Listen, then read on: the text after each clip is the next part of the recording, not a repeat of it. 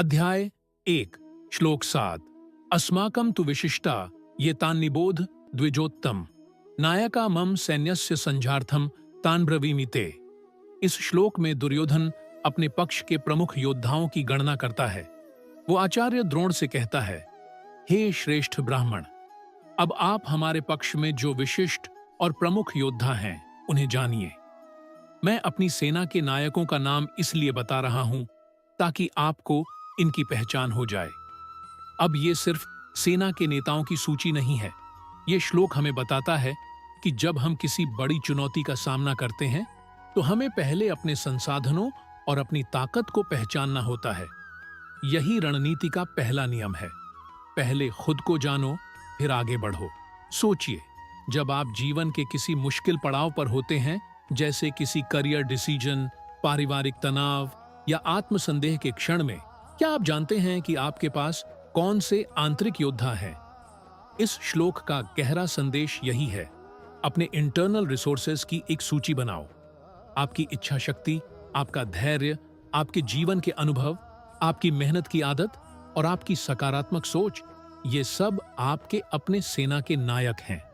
लेकिन सवाल है, क्या आपने उन्हें पहचाना है? हम अक्सर दूसरों की ताकत देखते हैं, उनकी जीतें गिनते हैं, लेकिन खुद की आत्मशक्ति को भूल जाते हैं।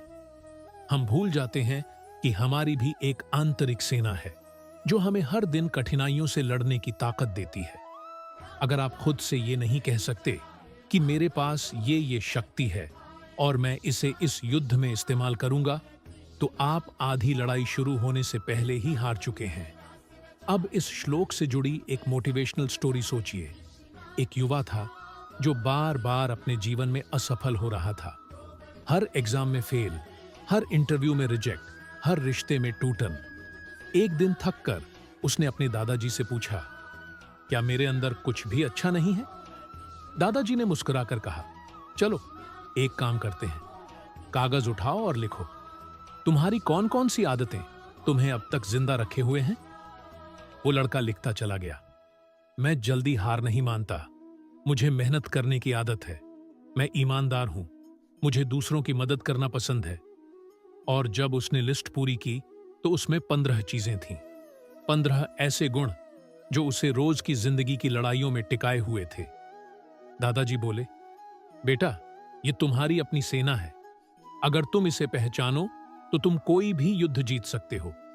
यही है गीता का संदेश, खुद को जानो और अपनी शक्तियों को सम्मान दो। दुर्योधन भले ही गलत पक्ष में था, लेकिन उसकी रणनीति से हम एक जरूरी बात सीख सकते हैं। जब भी जिंदगी में कोई मुश्किल आए, सबसे पहले खुद के पास जो है उसकी गिनती करो। अक्सर हम ये सोचते हैं कि हमारे पास क्या नहीं है, पैसा नहीं, कनेक्शन नहीं, नाम नहीं, पहचान नहीं, लेकिन जो है वही आपकी असली संपत्ति है। आपकी इच्छा शक्ति, आपकी मेहनत, आपकी सीखने की ललक, यही आपकी सेना है। इस श्लोक का जीवन में प्रयोग यही है। कभी भी किसी चुनौती से पहले ये लिस्ट बनाओ, मेरे पास क्या है। और जब आप अपने पास मौजूद आंतरिक शक्ति को पहचान लोगे, तब आप डर के बजाय रणनीति से काम लोगे। यही वास्तविक शक्ति है, सेल्फ अवेयरनेस। जब अर्जुन को भ्रम हुआ, श्री कृष्ण ने उसे यही सिखाया, खुद को पहचानो। और जब दुर्योधन युद्ध से पहले अपनी सेना की ताकत गिन रहा है, वो हमें सिखा रहा है कि सफलता की पहली सीढ़ी आत्मविश्लेषण है। आज के युवाओं के लिए यह श्लोक एक रिमाइंडर है।